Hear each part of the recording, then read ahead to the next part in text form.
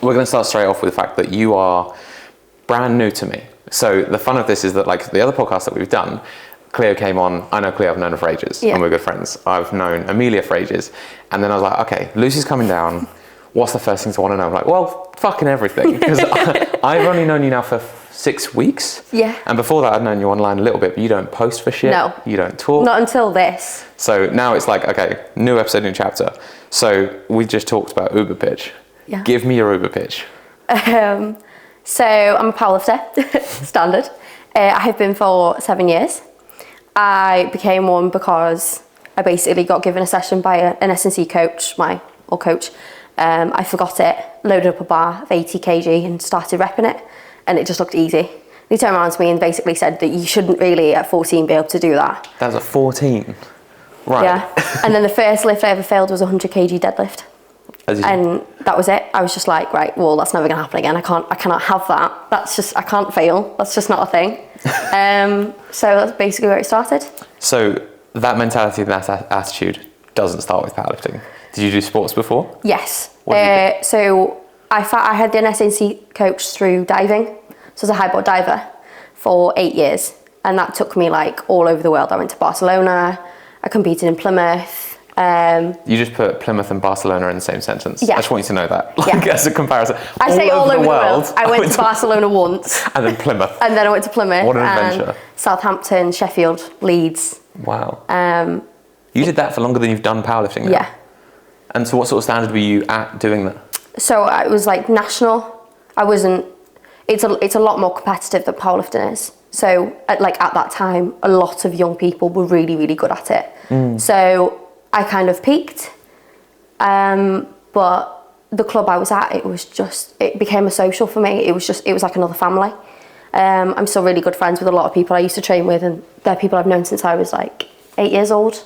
Wow. And then when eventually, this was my mum's fault. She decided that my GCSEs were quite important and that I couldn't do... What behaviour? I know, how rude. I couldn't do like diving training 6 times a week. I couldn't powerlift on top of that 3 times a week. And then I was doing athletics twice a week as well. And she basically told me that something had to give. And at that point, I'd done 1 year as powerlifting. So I'd done Yorkshire, North East Regionals, British Champs, Europeans and Worlds within my first year. In your first year? So the first 3 episodes I've done with this with Cleo, who has been invited as a reserve for World's first year, Lois going to World's first year, there is something in you lot that is very unique, because that's a first year experience, is massive. Yeah. So what age is your mum saying to you, something's got to give? 15. And at 15 you're like, let me plan my future. Yeah, basically. I decided it was quite obvious I was going to go further in powerlifting than I was as a diver. Purely, I think the sport is a lot more competitive than diving was. So I thought, I seem to be all right at this. Let's give powerlifting a go. And yeah, I was hooked. Do you remember the numbers you hit at your first Worlds?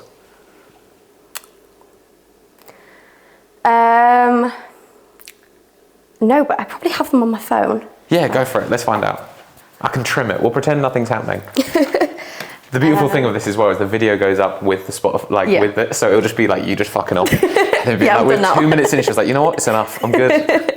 I did go through a phase of like writing down all of my comps, but I've taken to the idea of, and if people listen to this, I do suggest, is every medal I got, I write my comp numbers on the back of it so that I could remember what I'd done where. Some of those I'm like, why did I keep this? This is dog shit. Like, I had terrible performances. Okay, so I think I did a Europeans where I came 3rd. In your first year? Yeah. Great.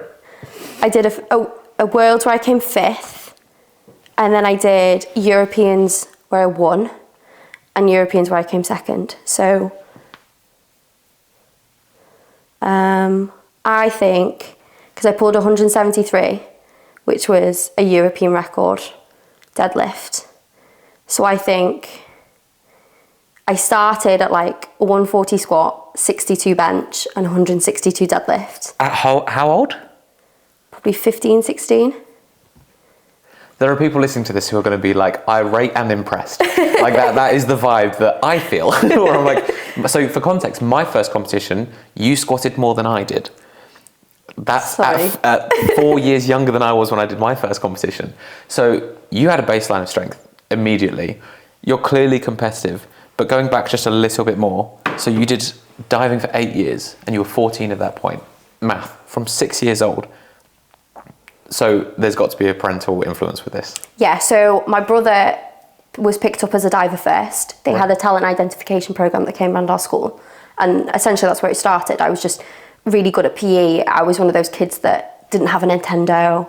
I didn't have a Wii. Like, we played outside. Right. We cycled up and down our street on our bikes hundreds of thousands of times. There's just no doubt.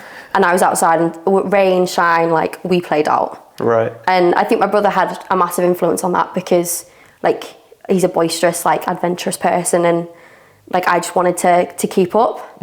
So he got picked for a diving first. During, like, the talent identification program, they basically just look at, have you got some gymnastic skills? You know, like, you're quite slight. Right. And he was tiny, like, tiny. So he got picked first, and then I would go and watch him train, and then I wanted to do it. Oh, okay. So when they came around for me at my age, when I was probably like year 4, they were like, okay, you're way too keen, you're way too annoying, we'll have to take you. Just sat on the edge, like, let me do it, let me do the thing. I know you, my brother trains with you, pick me. Every week. Yeah, hands up in the air, like, yeah, me, please. So yeah, I started diving, and then I got better than he was, kept going. He kind of retired from diving, became a coach, and then I did exactly the same. When I couldn't train anymore, I became a coach, and then gave back to the club that gave me so much. So because also fascinating, Amelia came from swimming as well. That was her background, and, like, there's been a rapid uptake.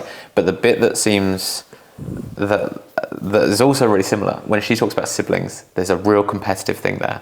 And the nature of talking about your brother being like, I got better.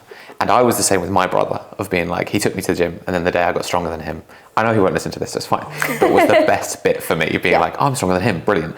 Because there's undeniable competitive nature to you. Where was the first instance of being like, I have to beat X? My primary school, I don't know what they call it, like sports day. Sports day, yeah. Sports day. I ran the 100 metres or 60 metres, whatever it was, in year 6. And I beat everyone, and I beat the record that'd been there for like 12 years. And that was it. Like, my dad was like, oh, that's where my athletics side came in. My PE teacher had no idea. No. I've always been terrible at ball sports. Anything that's in a team, right? Terrible. Like, at work, we do sports 3 times a week, and I'm always last to be picked. Always. Because I'm terrible at, like, everything. I used to be okay at netball, but, like, terrible. Racket, ball sports. Like, just no coordination for it? I think so. I don't know. I just didn't take to those ones so much. So then you've got all the time diving. Then you've got into, now I know you very quickly went over it, but give me the slower version of your time in powerlifting up till now. So I started training in September when I was 14. So by the time my first competition came around, I was 15, and that was like maybe March, when the Yorkshire North East regional competition was. I still remember the referees that were there, because I still see them now. Yeah? My mum came with me. Name them. I'll know who they are. Oh. Or just, you can describe what if you can't whisper on here, they'll still hear you. Oh, okay. Do you know what they look like? Yes. Okay, so there's one lady, she's so lovely. Yeah. She's got quite short hair, and she just looks like an air hostess. I know exactly, I don't know her name. Blonde, yeah. Is she blonde? Yes. I know exactly who you mean. Yeah. She was really serious. And then right at the end, she came up to me and she was like, you're really good. I can't wait to see what you do. And I was sort of like, oh, thank you. And then he wasn't actually at this British. The older guy, bald, glasses. Oh, you don't mean like Richard Parker? Like no. OG? Okay. Oh, yeah, maybe. Because he's the head of the Fed in the BP. I probably should He doesn't know who pop. that is. No one does. He doesn't pop up. Dude ain't listening to this. There's no stress. He's not going to be like, keeping in touch with everyone. Yeah. He, like a couple of weeks ago, he resigned and then he put his name back in. So he's still there somewhere, but no one sees him anymore. But it might be him. He was at the last Gymshark, the first Gymshark. Yeah, maybe well British. There's a few. Yeah. And then he was the other one? He sat with my mum the whole time I was competing. Oh, no way. And was like, she's doing so great. Like, she's doing great. Because it was scary. Like, Powerlifting has glamorized, definitely. I feel like it's morphing a little bit into bodybuilding, kind of the aesthetic side of it. But when I started, it was scary. You're one of the very few people that I'll get to talk to for a while who have been in the sport a similar length of time to me. Yeah. Even though you're literally a decade younger than me, which blows my mind. But it has changed. People now are trying to make it a show, a bit more aesthetics, and being like, let's make this fun to watch, because it was just rustic gyms, a barbell, and some people. It was not a good competition. It was rusty. It was grisly. Like, I genuinely remember I was stood in the door about to weigh in for my first comp. I had no idea what was going on, to be honest. You know, the organisation has always been really, really great. And two guys came in and they knew my coach, because like a lot of the Leeds uni lifters were lifting at that time, and that's where my coach worked. Right. And they were stood there in the door like, oh, you know, Chris is coming with this 14-year-old. And I was stood there like, Mom, they're talking about me. They're literally stood right there. These guys are massive. Yeah. Like, scary, like 100 kg plus guys, and they're literally talking about me at the door, and I'm stood there like, Mom, can we go home? Because that, in fact, now we're saying it, I feel like I completely missed. Why powerlifting? Like, I don't know. I didn't even know what it was. Like how, because it was small. It was, I came across it by fucking luck. Like it was really hard to find. How did you end up in the building doing a powerlifting comp? So as a diver, I had an S&C coach who is Chris Baldwin, my founder, I guess. My founder. Love that. He basically wrote me sessions for diving to get you stronger. You know, you do a lot of weight work. But I don't know if people are aware, but like diving is 80% on dry land, 20% of the pool. Didn't know that at all. Yeah, so you do a lot more training like in the gym. So you do squats, all of like your fundamental movements, deadlifts, lots of like jumping movements, stuff like that. Yeah. That you would need obviously to be strong and powerful to get a big jump. Obviously you need a lot of control in the water and stuff, but it's mostly, are you strong on dry land before they put you in the pool? So that's what I was doing. I just moved up into a higher level of diving. So I was then involved in this session with him, and I started training with him in September when I was 14. And then, about maybe 6 or 7 months later, that was my first competition with him at Leeds. It was like a Leeds, Yorkshire area competition. So a lot of like uni students were coming in. Right. So people that he trained with and coached at the university, they were there. And it was basically all down to him. I loaded a bar with the wrong weight because I didn't realise the bar even weighed anything. Yeah. And there I was just like deadlifting 80 kilograms for I think maybe 6 reps. And did he then say like, we should look at power? So he knew of powerlifting already? Yeah, he was a powerlifting coach for the uni team. Right. And he competed himself. Right, I see. So he was aware of the sport and basically was like, you can deadlift quite a lot. What can you squat? And we hit 1 RMs, which was the first time I failed a 100 kg deadlift. Yeah. And I was so annoyed. So I walked up to my first competition. I had like a horrible pair of black trainers, no knee sleeves, no wrist straps, no belt. Just me and my trainers. that first comp, so there's, my first comp ever was BDFPA, and it was with, there's a lady, I emailed the federation, so my mate in the gym had been like, you're quite strong for a small guy, which isn't a compliment, by the way. It still annoys me, still get it now. But he'd said like, there's this powerlifting thing, you should try that. And I didn't know what it was, so I emailed just the first thing that came up. And this woman, Pat, who at that point told me she was nearly going to die. She's still alive now, and every year she's like, I'm still here. She's always shocked. She's great. Wow. She's the best person in the sport. Ever meet her, she's an angel. I emailed her being like, these are my numbers. Am I allowed to do this? And she said, I've booked you in, free of charge. We'll see you at the comp. Like, blew my mind. Like, amazing. Absolutely blew my mind. Went to the first comp, met her, and I sucked. But I turned up with, the OG belts that had foam padded in the back? They made me Stanley blade, cut it open, remove the foam, and then I was allowed to lift. Like that. Wow. This is back in the day of powerlifting, because nowadays they're like, go home, no belt, nothing. But that was my first one, and it's amazing. One person says, go give it a go, and then you're like, well, this is now who I am. This is what I do. I look at everyone in the gym and I'm like, you're quite strong. Do you know what powerlifting is? And most of them go like, not so much nowadays, but most of them do go now. And it's like, you're really strong and you don't know it. And you don't know what powerlifting is. So I really want to, there's 2 directions I really want to take this conversation, because I want to go back through your whole history of your competing. But there's also that bit, which is, it blows my mind how small powerlifting actually is and how big people think it is. Yeah. And I think which amazes me that you have the hindsight to be like, no, it's actually not that big. Like this isn't, It's but not. you've come from a sport substantially bigger and the infrastructure works. Weigh-in timings aren't a problem. Like a whole different sport. So how do you see powerlifting? It has grown arms and legs, and it's huge compared to what it was. I remember all of the British champs that were held up in Newcastle in this poxy room that just, you couldn't even fill it. It was overflowing with people by the afternoon that were weighing in for the afternoon sessions when I would be competing in the morning. Like usually when I would compete, there would be no one there. And then it would get to like the last lot of deadlifts and the room would just be overflowing with people ready to compete in the afternoon.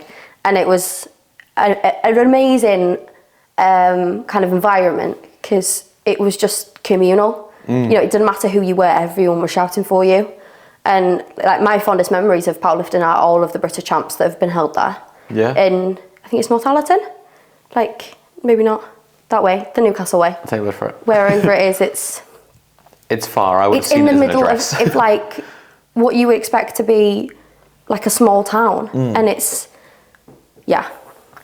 So now over the last 6 years, you've seen what the sport is now. The fact that we're now being hosted by Gymshark just says it all to me. Like Gymshark is a big business. It is a big brand, and they're supporting us, and they're making singlets for us now. Yeah, actually, like seeing some sort of like value in the sport itself. I think it's going to be huge. A lot bigger, at least. The best way to look. So we have our coaches calls once a week, and I was talking to the guys, being like, we keep modelling and talking about the UK, but the biggest model of powerlifting right now is not in this country. It's in America. And have you watched any of like the USAPL meets and stuff? No. So live commentary, people sat there like it's the Six Nations in rugby or whatever in the Premier League. They're doing their commentary, they're doing their pre-game day, like the talks with the coaches, they're doing talks with the athletes, then the showmanship, like these screens that look like it's the Super Bowl, and then athletes one at a time walking down a red carpet to the platform and then lift, and then like that is where we go. This country's miles behind. Oh yeah. So like go to Gymshark, I'm like, cool, that's great, real good progress, but like where it can go blows my mind. I mean, the SBD Sheffield meet was, that's a moment in history, I think. You know, they have pulled every big lifter across the whole of the world. Like everyone that can break records was there in that building, showing off to everyone that was interested. And that was great. I think that was a massive milestone for us. So but now you are right. We have miles to go. Oh god, yeah. So being 6 years in, so this and like spoiler, you just got selected again. Yeah. Which is the 6th time, right? Yeah, this would be my 6th international. Okay. How does that feel, the 6th time? Because the first time, oh my god. No, it's nice that the sport's growing at a pace that probably brings more value to that every time. Yeah. But how do you, because when you got selected, you didn't tell me. And when you did squads, you were like, it's gone pretty well. The other two, who was the first time, was oh my god, should I be doing this? And like a panic and nerves and like that sheer excitement. You're very level-headed. That comes with experience, but how are you seeing those moments? How does it feel for you now? Honestly, I think I only got picked for my first international because I was the only one. And like for a long time, I felt like I'm only been picked because there's only me. My first Europeans, I came 3rd but of 3. Right. I came 5th at Worlds of 12. So it's difficult because as proud as I am, you know, like, yes, I have worked for this, but there wasn't that much competition. So I said this to a lot of people to start with, like, yeah, I'm competing internationally, but like, it's only because there's nobody else. It's not really me. But then I look back and I think, well, you know, I did break records and like I did medal, so I had to have some strength, I guess, in there. But yeah, I think it's an odd one for me because if I get really excited, if I get really nervous, I fail. Like I have to be composed. I have to be as relaxed. Like me and my coach had this old saying where we would just say it's just easy. It's just like Sunday morning. It's just easy, because if I got worked up into it like I did, my second Worlds, I failed my first squat and then my second squat. Really? And it was just like, what am I doing? What did you feel like on strength or technicality? Depth, and then I fell forwards. Oh, okay. So you were bombing on the second to catch the depth and then just lost your composure. Mess. It was just, and then I went out and did my first deadlift and hadn't warmed up right. So I went from 140 to 160 and couldn't get 160 off the floor. Right. So then I went back into the warm-up room, did 150, and then 160 moved easy. And then I went and pulled 173 for a record. And it was just like, I've had so many ups and downs with the sport. Like, I don't know, I think, of course I'm excited, I'm privileged, I'm honoured, I think it's amazing. I get to go out and do it again, but it's scary. What made you say privileged? Because a lot of this sport is self-funded, or the majority of it is. Thankfully, we have SBD, which, you know, provides something. But if my parents couldn't afford to take me to Romania, then I wouldn't be going. Yes, I have a full-time job, but I also have a house and a car to pay for, so... So there were, let's say, 2 or 3 where you were like, okay, I've attended because there's no one else coming. Yeah. But there are team selections now, and we know that there's limited numbers of people that they can take. So because obviously in the class that Lois was in, the first place got taken, Lois came second, she's going as well. And I believe third place got an invite as well, which means that like that was probably quite a deep class with a good amount of potential, but it's sub-junior, so there may not be as many people within lower down. Then within juniors, Cleo didn't get selected. Which means it's a very deep pool, because if you're not even taking the person who should at the biggest squat on the day, probably quite a few people to pick from. So now when you're being selected and the standards coming up, like the person who came second to you, this national's just gone, how close was it? It won't be that close, I'm guessing. I think it was maybe 15, 20 kilograms, but I did not do what I should have done on the day. So from what there was, it was, 15, 20 kg. She nearly pulled a 200 kg deadlift. So she's Pressure's not... on. which would have been amazing. Still waiting for that. But yeah, she 100% could have been up there. I mean, I can pull up the good lift. You can see where she is. Always nice to know. I'll pretend I haven't got this written down. So I do. It's kind of my job. With all the lifters, we like literally before Cleo went to comp, I was like, look, I need you to understand, like, podium doesn't matter. It's probably not going to happen. Let's just focus on your performance. We just tried to settle it. And then on the day, I was speaking to Rachel, being like, we have every possible outcome written down. She's probably going to podium, but didn't want to tell her because the pressure gets too much. Don't. Yeah. So best piece of advice I've ever said to the GB coaches, because what I think a lot of people don't understand is that, like, you don't get your coach on the day unless you're fortunate and your coach is one of the GB coaches. So I think a lot of my issues that I've had at previous internationals was the fact that I didn't have someone that knew me well enough, and it's my own fault really, but I never took responsibility for my own training. I did what my coach told me to do, and I just went with that. So when I would turn up to a competition, I would be like, I don't know, this is what he's told me to do, so there you go. So do you know that, I won't know what process you've done with this then, because last year's a good example. Jason Coltman emails Amelia and says, get your coach to send over the plan and any relevant information. I sent 2 A4 pages of athlete psychology breakdown of what she responds to, what she doesn't respond to, every possible attempt selection, and being like, stick to this is what's going to happen. And they did exactly, she went 9 for 9, exactly what we asked, and handled the way we asked her to, which was shut up and leave her alone, don't talk to her, she doesn't listen to music. Amelia's a freak. Like, I don't either. What is with you lot? No, I can't stand it. So from like a very young age, I used to go to this gym in Yeadon, and they were so good to me. I mean, this was a grizzly gym. This is like metal plates, loud shouting, steroids. Looks like the steroids everywhere. Obviously there wasn't, but like, you know, when you just look around and you think, you're massive. You look like The Rock. I was surrounded by that. And I would turn up after diving training with my little bum shorts with a little t-shirt and my wet hair, and I would just go and do my own thing. And then my coach would turn up, and they were so good to me. Like, they really looked after me as probably one of the 5 females that were there. Yeah. And I was... Yeah, that's a different era as well, because like, we will tangent too much. Sorry. What was the question? We were initially on. Because we were talking about like when going to Worlds and then being handled and getting a breakdown of the lifter. So were the GB coaches getting like a good, this is what you're like? Yeah. Because that process has developed, because they didn't used to do that much. It was just being like, so what are you going to do? Let's do that. But you were saying, one of the best bits of advice you would given to the GB coaches of like what to not tell you? Yeah. So I think you have to have some level of responsibility for your own training. And I didn't have that when I was younger. To be honest, it's because I didn't have a clue what I was really doing. I was just squatting away, benching away, just pulling some deadlifts.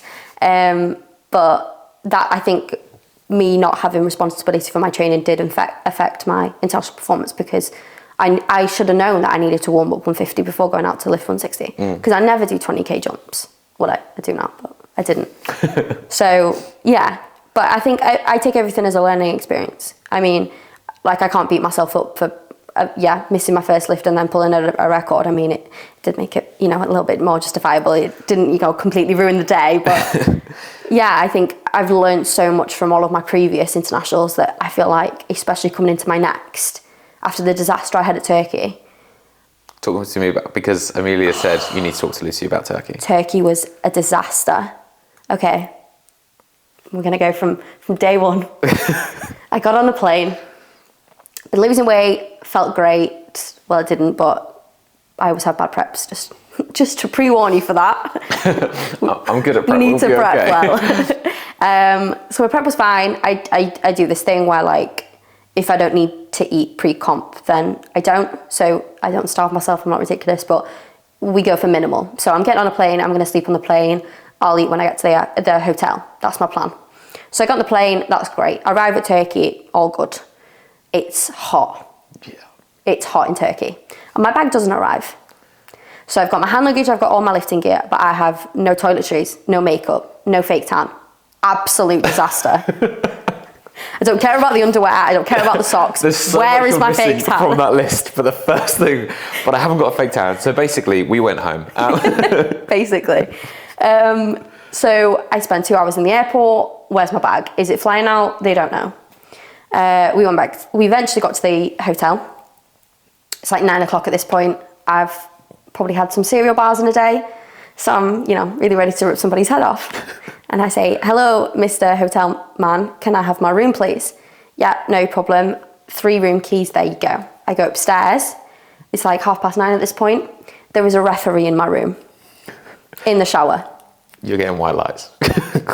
What? Disaster. So the equipped week was previously, so I was the start of the classic week. So he'd clearly just not checked out yet, which is okay, it's fine. They've just given me the wrong key. Went back downstairs. Hello, Mr. Hotel Man. Please, can I have a different room because there's somebody in mine? What do you mean? 20 minutes later, they find out, oh, right, okay.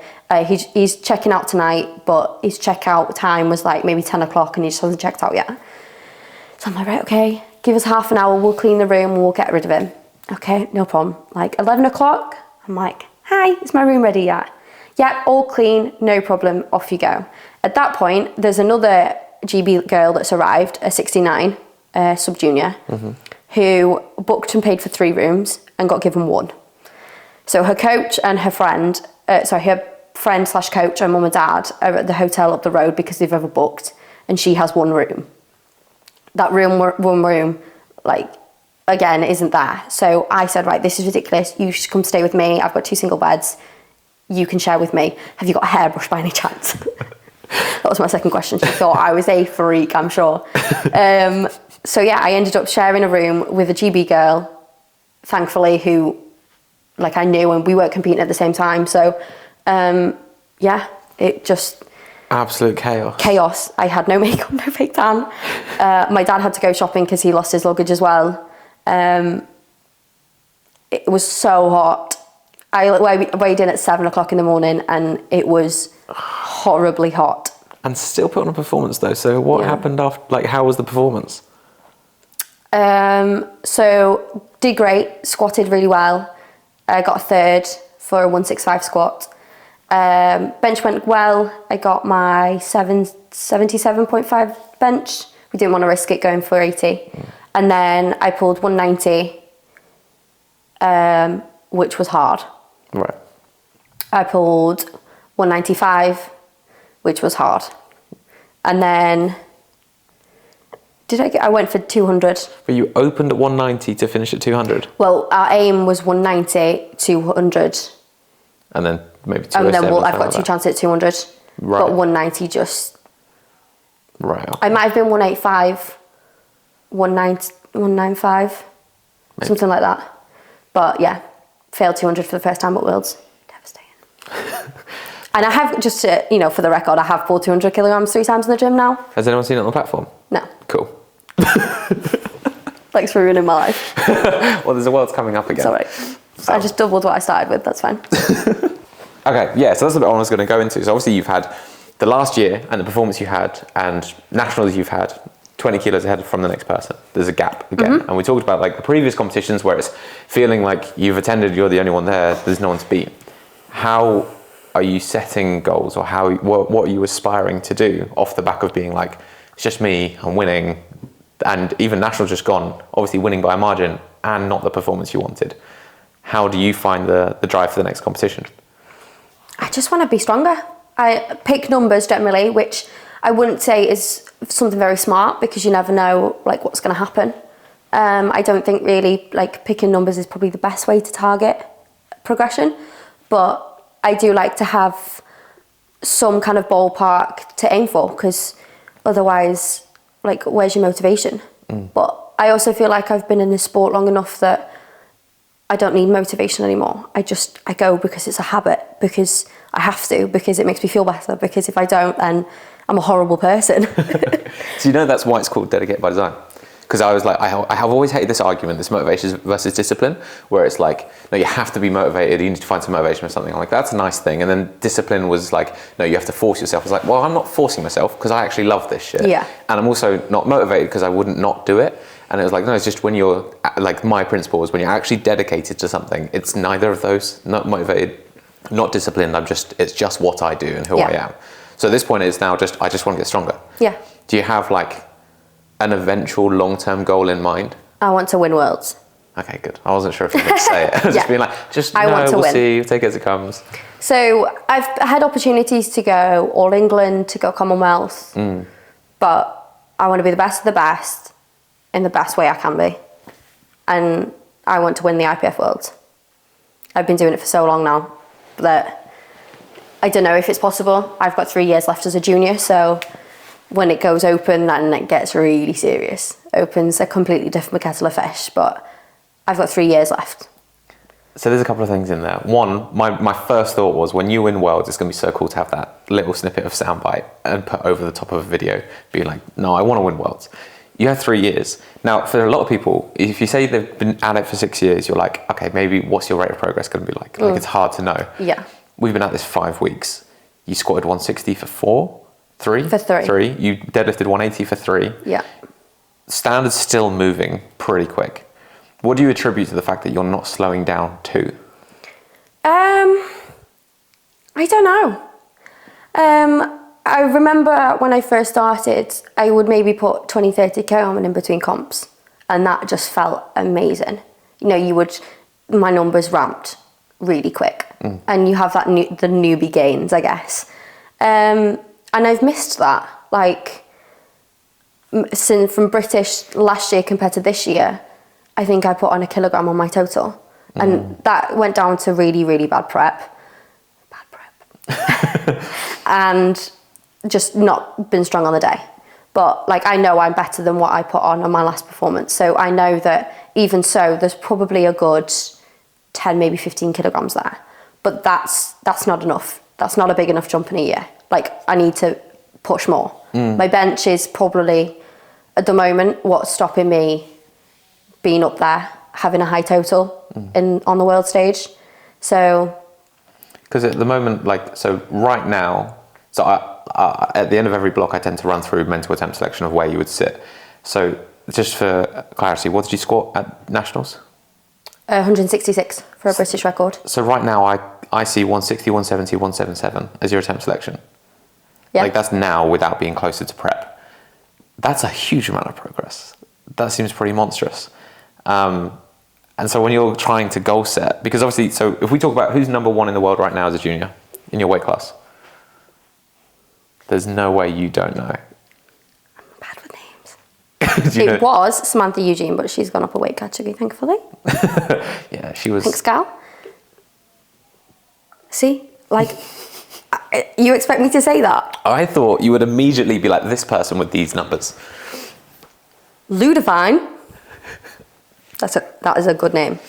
I did know her numbers, to be fair. I did know she's got a nearly 500 kg total. 195 squat. 97 bench, 200 deadlift. So that's not impossible. No. And you have 3 years. And how old is she? She is 2000, so 2 years older than me.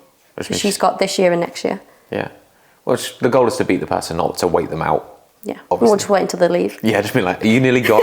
I'll win then. It's fine. Just wait for you to go. I'm doing that with Masters. I'm like, I'm going to crush it in Masters. Yeah. I'm terrible in the Open. So yeah, obviously, that being the aspiration and the goal. Yeah. The time in between, like, what is your regimen that I think is just worth highlighting? Like, you don't miss sessions, you don't miss accessories, you do, like, you have check-ins with me, you hit everything you need to do, you do, like, what is it that your standard is at? So people realize, like, you're not just gifted. Because very early on, even in the first few weeks, being like, oh, you have work ethic, like you have real work ethic. But you probably like, that's just a normal day. It's just what I do. Yeah. Tell me then what your normal is, like what it is that you just consistently are doing. I go to the gym. Like, I have to go to the gym. If I don't, I've probably been twice this week and I feel horrible. I have to go to the gym. It's my therapy. It makes me a nicer person. People at work will tell you that if I go to the gym at like a lunchtime, I'll come back in and I don't know, maybe the small bit of pre-workout that I've got left in me, but I'm bouncing around. It makes me feel good. People can go on about, mental health and sport. And I do strongly believe that. Like, I didn't suffer with anything when I was a kid. I've never been sad or... You've never been sad? I've never been miserable and just like not happy with what I'm doing, with like who I am for really long periods of time, because I didn't have time when I was a kid. I didn't have time to sit around and be like, why am I ugly? Why do I have big legs? I didn't have time for that. And I was squatting quite a lot, so kind of a stupid question anyway. I had an answer to the question. What have big legs? Stop doing the thing, dude. Yeah. But with that, like, what I mean is the work ethic that you have in training. So you don't just show up. There's something I listened to the other day, and they were saying, like, that phrase, like, 50% of the battle ever is showing up. Yeah. And how aggressively they disagree. And that actually now in hindsight, I disagree with the statement. I used to really agree, being like, no, if you just show up, there's 50%. They were like, that isn't even the bare minimum, because showing up means you could get to the gym and then go home. That isn't any of the fight. But isn't showing up, doing 10 minutes on a Stairmaster better than nothing? Yeah, but that's showing up and then doing something. The doing something is some of the fight. Yeah, no, you can't just walk to the gym. And I think that the phrase has been so diluted, people being like, at least you tried by arriving. Like, no, that wasn't you trying. You go in the door, you get a coffee and a burger and go. I mean, it's not quite the same you've thing. actually done worse. So like your standard, like you turn up to the gym, what is it that you do? It's not just like, I just turn up, I'll load something, figure it out. Give me your standard. I have a coach who tells me exactly what to do. And I do take more responsibility for my training now, but I still wouldn't really know if I didn't have someone like yourself, like, this is the target, this is what we need to do today. And I'm not going to sit here and tell you that I've been motivated forever, because I haven't. Like, there has been quite long periods of time, actually, especially when I don't have a comp to prep for, that I go into a really big slum of like, what am I doing? Why am I doing this? It's never a case of not doing it, but I do sometimes turn up and think, what's the point? And then I warm up. That? I do 10 squats, 10 bodyweight squats, or I do some mobility, I do some stretch, and I'm like, that's the point. I feel so much better already. Just get a click in your back and you think, oh, right as rain now. Right as rain. But you are too young to have the problems that the rest of us having. We're like, fuck, I'm battered. So, because that element, that little bit of a lull and being like, no, this is what I do. Because you've done this for less time than you did diving, but you gave up the diving for this. Is there this is a forever? Is this for what makes you 100%. Know that? It doesn't matter if I'm competing or not. Like, I hate cardio, so if I want to stay fit, I have to go to the gym and squat, bench and deadlift, because there's just no other alternative. I can't do nothing. I'm not a do nothing person. Like, the occasional days I do get to sit in bed and do nothing, by the end of it, I'm like itching. I need to go for a walk, I need some fresh air, or just to sit in my garden, just to do something. So I can't do nothing, and cardio's not an option. So strength training is. So I love it. Like, I wouldn't do anything else. Would you stop competing but still train? Yes, if I had to. One of the questions I think I asked this to Amelia, but it used to be, no, I asked it in inquiry calls. If you could never, I asked you this, yeah, didn't you I? did, yeah. I fucking love this question. And I mean it so much, because I always find the value of the person's ethos. Yeah. Like, I'm very heavy about like what people value and what people's ethos really is, not the one they say. Yeah. So like, if I took away competing, you could never do it again, would you still train? 100%. And I think that's the thing that makes people better. Yeah. I don't think, if you're only fueled by the winning, I don't think you can win.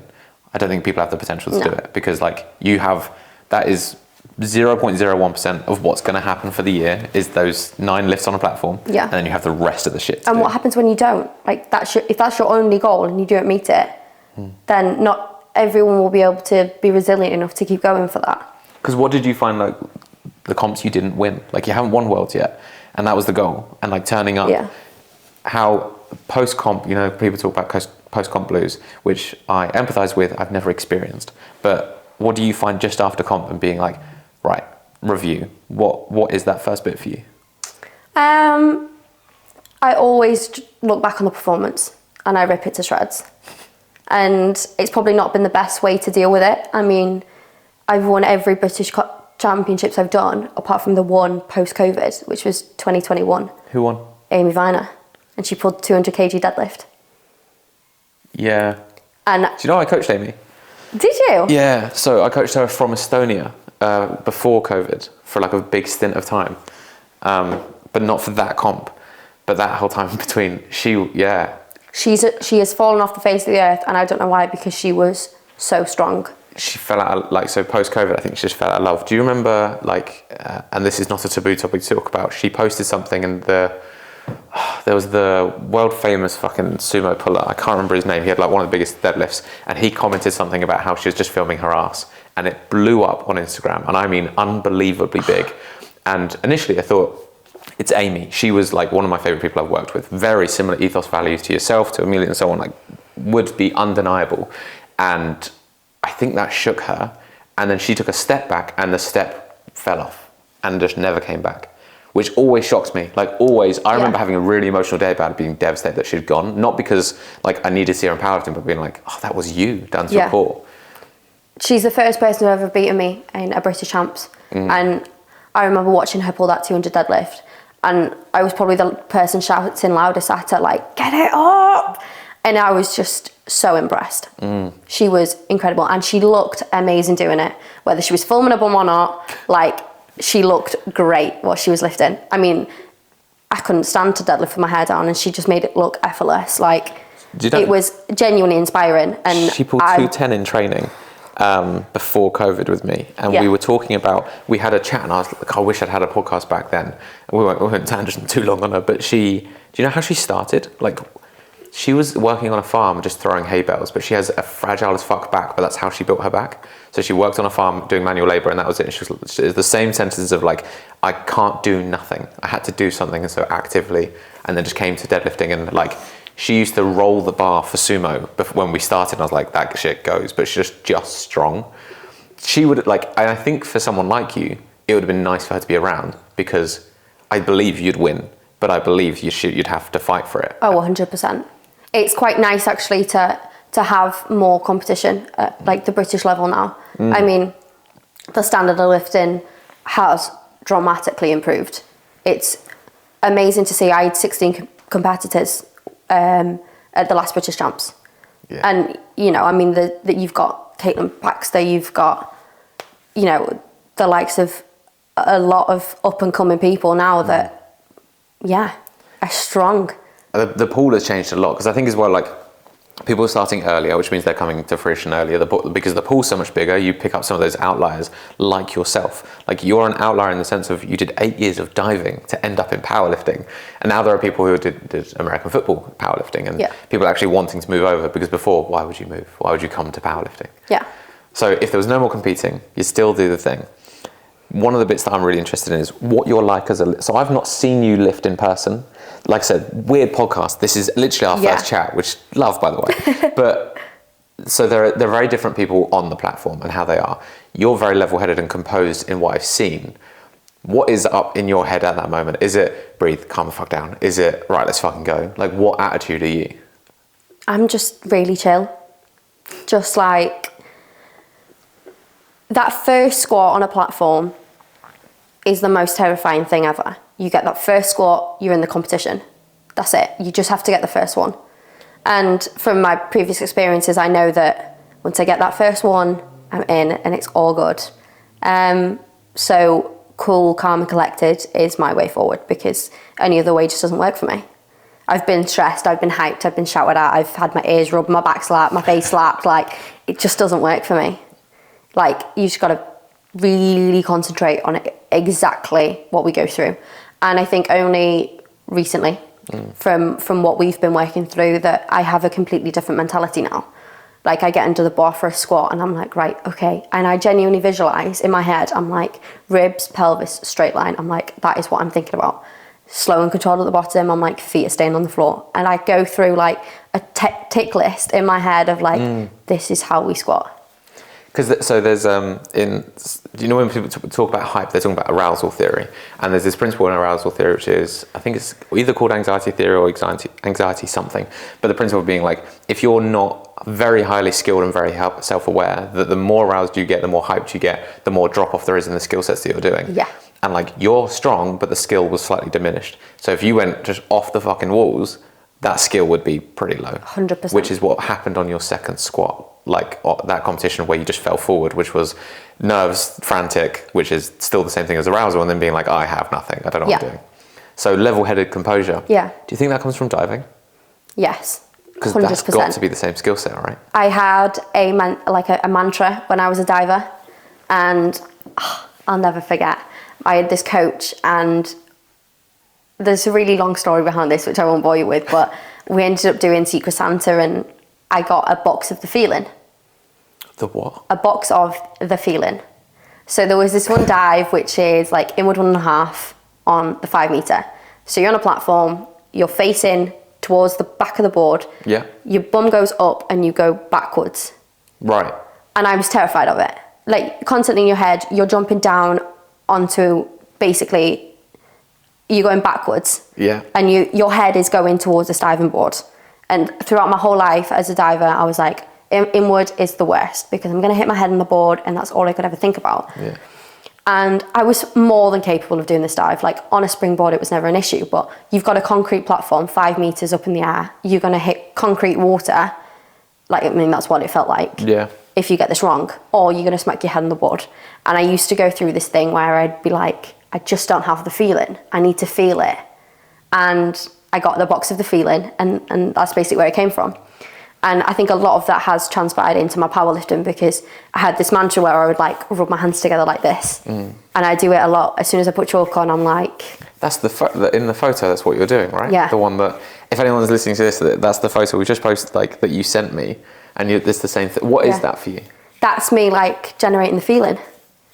I'm like a wizard. It comes from my hands. So what is... That is what I do it in the car. I like rub my fingers together. I don't tend to bite my lip as much anymore, but that used to be a thing as well. Yeah. But this is what I do. What's the feeling to you? What is it you're trying to get to? Like the feeling of the movement. I mean, it's really hard to explain, because I can visualize it. Like, I see it like in my hands. I'm like, this is like some blue shiny magic power that this is going to help me do it. And it's only really for squats that like I get really into it. But obviously with deadlifting, I'm chalking up as well. That's why I chalk for everything, because it gives me an excuse to stand there and rub my hands together without looking like a freak. Like a psychopath. Like, she's really chalking up. That is slightly psychopathic. Yeah. Noted though, so I know that for future of being like, oh, she's just she's just getting a feeling, just leave it be. Because so one of the things that I've always done is I'll stand before I'm squatting and I just sway left to right, and it's like pivoting on my feet until I feel centered, where I'm like... Oh, okay, so not under the bar. No, fucking just stood under the bar. Yeah, it's like I'm off. No, literally before, like, stood in front of the bar, and same thing for deadlifters, I stand way far back from it and I'll just pivot back and forth, like on each foot. Yeah. It looks like I'm doing a shit dance, but it's always been just like trying to feel centered, because Because like just blind arousal and hype never worked because I would just lose my fucking mind. I tried it for years. I'm really bad at it. And then it was just being like, how can I get to the point where you feel, you know when you tense your fist? Yeah. Feel like that through your whole body. Not without the tension, but being like just braced and ready. Like that was what I was always looking for. You're generating the strength that you've got to find it somewhere. I mean, I've watched Eddie Hall's video on YouTube about his 500 kg deadlift. And I can resonate a lot with that. Like you have to get yourself into such a mental headspace that you're about to pick up something that generally, you know, for him, you know, that you know, it shouldn't be possible really. Yeah. If you think of the everyday, you know, when else are you going to pick up 200 kilograms off the floor? Like for what reason would you do that? You know, it is such a mental game as much as it is physical. And yeah, I swear by my mantra, like it's all about the feeling. You just got to feel like you can do it. I mean, like I used to say that this is easy, it's like Sunday morning, because if you stand there and think, oh my God, that is 170 kilograms, like there's absolutely no way, which is exactly what I did when I did 160 for 3. It was so in my head, like, there's no way, like this is 6 kilograms off my PB, like in comp, like he's mad, like what is he asking for? There's just no chance. And then I did my first squat and I thought, this is all right. Like, it's only 160. What am I doing? And by that point, my form and my composure had already gone out the window. Because I was like... You're so critical. Because I saw it and went, that's pretty good. Like, it's not your best, but it's pretty good. It didn't look like my 140s did. And that's why I was upset. The 20 kilo difference is negotiable. Yeah. So, because the feeling that bit, which I find... So if you ever look at those moments people talk about, like if a car is on top of an infant and woman, like the mum can just pick it up, of like in sport you're trying to find that, you're trying to generate the I have to, like I can, which is, unless you're the lifter that's found it, I think no one can really teach you to find that. Like it is a very centered thing, it's a very self-feeling, and as much as like the box, the feeling, which is a nice way to visualize it, but like you finding that moment and actually feeling that moment, it's a hard thing to generate. Yeah, 100%. Especially with all of the other distractions around you. You've got all of the other lifters doing exactly the same thing. You've got all of the commotion in the background of like, oh, like what am I going to go for? How am I going to beat her? Like, it's a lot, especially when you've got 16 minutes in between lifts. That is a really long time. 16 minutes? That's a long flight. I was used to, I think the good time is maybe like 8 or 9. Because if you think in training, you're not going to sit around for 10 minutes in between lifts. I mean, I sometimes do. I was going to say some people do. Yeah, powerlifting, you know, we do sit around and do nothing for most of the time with that. But it's hard as well to keep that up for 3 whole lifts, especially when you're deadlifting. I think I've learned now that I don't need pre-workout to squat. I've got enough adrenaline and nerves at my competition, like those 3 squats don't need anything. Bench, generally, the more composed I am, the better. But often by the time I get to deadlift, I need something. I need a hype. I need a pick me up. I need something to like push you into that like next gear, because that's where you win a competition. You win a competition, you need to lift 100%. So at this point, going to your next Worlds and clearly making more progress again, are you setting timeframes of goals? Are you setting like, okay, this is what I'm doing next, this is the next thing, or is it just more of the same journey? Yeah, so obviously Worlds is the next, comp, 9 weeks. I've got numbers in my mind. I've got goals. I'm sure you're aware. I am. Don't want to, say too much, but yeah, I want to be able to go 9 for 9, put out lifts that I am more than confident with. And if I need to push that extra bit and be confident, then I can do it. But I think my biggest goal for Worlds is to have a very good, smooth, accurate, confident prep. Because that's something I usually lack. Purely down to the fact that my scales were wrong, and it's not my fault at all. Never is. We'll come back to that after this. But we've got new scales, and we'll be fine. It's going great. And I want to peak at my body weight as well, that I compete at, because I generally don't tend to do that. I'll do my peak and then have a week and drop maybe 2 kg.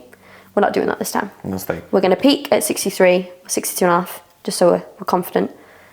You give me like up to 63.5, I'll be fine. Okay, deal. Immediately. Well, okay, I'll go above. Okay, no problem. So now showing a little bit more of your journey online, which we spoke about being like, actually, I want to use this and enjoy this. What would people be expecting? Are you like just going to be showing your training? Is it just going to be like, this is what I do? Is that the sort of stuff you're putting out? Stuff I'm really proud of. I went to an all-girls school, a secondary school, and I started when I was 14. Nobody cared. Nobody else went to the gym when I was at school. Like, not in the same sense that I did. I'm sure people did go to the gym, but like nobody was a competitive athlete that obviously required you to train as much. And maybe it was a confidence thing. Girls can be really mean. It was just something I never felt like I wanted to share. People were aware that I lifted, but I didn't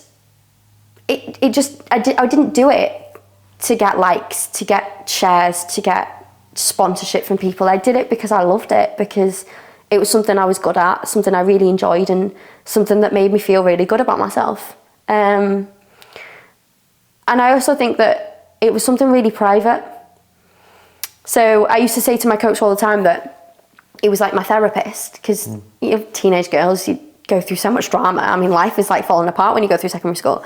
And there would be days when I don't remember what I trained, what I lifted, but I remember what we talked about and how he was genuinely like a therapist to me, because like I would get up at like 7 o'clock, go to school, go straight to the gym and get home at like maybe 8 p.m. and go to bed. So like time for my mum and dad, time for my dog was quite minimal back then. So I didn't have the time. I didn't really have the motivation. I didn't have the drive to like share my journey, which I do massively regret now, because... Really? Yeah. Why do you regret it? Because I think I could have, I'm not saying like motivated a lot more other people, but I think, I look at other girls that share what they share now, and I think, that's motivational. So I was at an RAF lifting comp the other day, and one of the girls came up to me and she was like, can I just say thank you so much? She was like, you put on that 160 squat that you did the other day. And she was like, I was sat at work about to go home and have a nap because I just couldn't be bothered to go into the gym. And I saw that and thought, no, like, look at what she's doing. She's doing so amazing. Like, why am I not going? Like, and then she went to the gym. And I think, for everything that I did and for every time that I felt like that, if there was someone there to motivate me in the same way, then I would have really appreciated that. So I think I almost feel like I've let people down by not sharing my journey, but now you can share in hindsight, and there's now you've got the value of it, now you know what it might be for. Yeah, 100%. And to be honest, like, I'm an ICT technician, but I have no idea how to use Instagram. I've noticed, yeah. We've had this chat. Thank you, great. Like, well, we're learning. Yeah. We're very much learning how to use it. Yeah, it's different now because, like, I'm a little bit older and I've got a little bit more experience behind me, that I feel like I actually have something, that fraction, that little bit different to everybody else that shares your like classic CrossFit stuff. And so, yeah. Sharing a bit more. We're just gonna, give teasers and not give too much away, because that was another thing. Like, I never wanted who I was competing against to know what I was gonna lift. Like, I quite liked always being the underdog. I was never up there like, oh yeah, she's gonna win. It was always like, I would be ranked maybe, I think I was 8th. Like ranked to 8th in my last Worlds and then came out 5th. I've always kind of been a bit of an underdog, so I quite like that, nobody really knows what's going to happen, and it's just what on the day. Your nationals performance is a real advantage on that one, because you won't be ranked well, which is great. Like, that gives a really nice feeling, like, wait, you just wait. Yeah. I'll show up soon. You'll see. So the last thing I wanted to ask then, which plays into that, is you said, like, for this girl, it had a big impact seeing what you were doing. And there were days where you had that. But we've spoken about the fact you can't find that in other people, you can't teach them. But is there anything that you think a younger you, in hindsight, wish you'd known? But nobody really cares, like, what you look like, and like that you go to the gym, and people don't really care. You share it because you want to, not because you're trying to get something out of anybody else. And I wish I'd been more confident in that like, it's something that I am really proud of, that I've worked really hard for, and why should I not, tell the whole world about it? Because those that actually care will make an effort to have a look. And I wish I'd just not cared. Just done it anyway. Just been more confident, I guess. But it's different nowadays. I mean, I think back in the day when powerlifting was what it wasn't glamorous. It wasn't as popular. And now, I mean, look at the aesthetic side of it. I mean, what you're doing is amazing. Like, your videos, your content. I tell everybody now, like, I don't care if you don't have a coach, like, have a look. Because the tips, the tricks, like, how to wrap wrist wraps. Mind-blowing. I did it. I watched your video and I was like, no, surely not. Surely I've been doing this right this whole time. Surely someone would have told me if I was doing it wrong. And I just couldn't convince myself that I was wrapping them wrong. Yeah. And I thought, that's ridiculous. So, yeah, thank you for what you do. Of the little things. Yeah, because there's so much online nowadays, which is rubbish. The diet stuff, the you have to do CrossFit, you have to run miles. It's rubbish. Like, I've told so many people nowadays that you want to lose weight, go to the gym, lift weights. It's great, it feels good. And if you need to know how to do it right, look at this guy. This guy will tell you how to do it right. We're going to define his fees. I think the very last thing to say then is worth knowing, like, even this, so you're starting to post now, which is sick.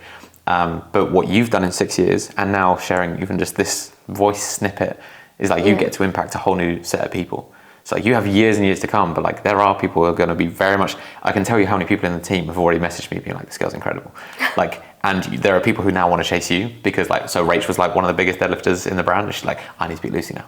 Like, there will be competitive natures to everyone who will want to chase, and then there'll be like, and all of them will still want to support. So there is a lot of people you are impacting, and you didn't have to post to do it, just by being what you do. Yeah. That's kind of cool. It's a bit mad, really, because, yeah, like, it really has grown arms and legs. And I am genuinely so proud to be a part of, like, something that is so small still, yet it's actually so big and genuinely does have a massive impact. I've set up a powerlifting, like, kind of club kind of thing at work where, you know, we're pushing more people to come through, like, get involved, try the gym, and we've got new kit and stuff, which is great. And, you know, it was already there. It was already established, and we've just kind of, me and a couple of other people have kind of come together, like how can we get more people involved? Because I think people don't always know what powerlifting is, which is, it's the saddest part, because everybody knows what ollie lifting is, everybody knows what weightlifting is, but you have to be,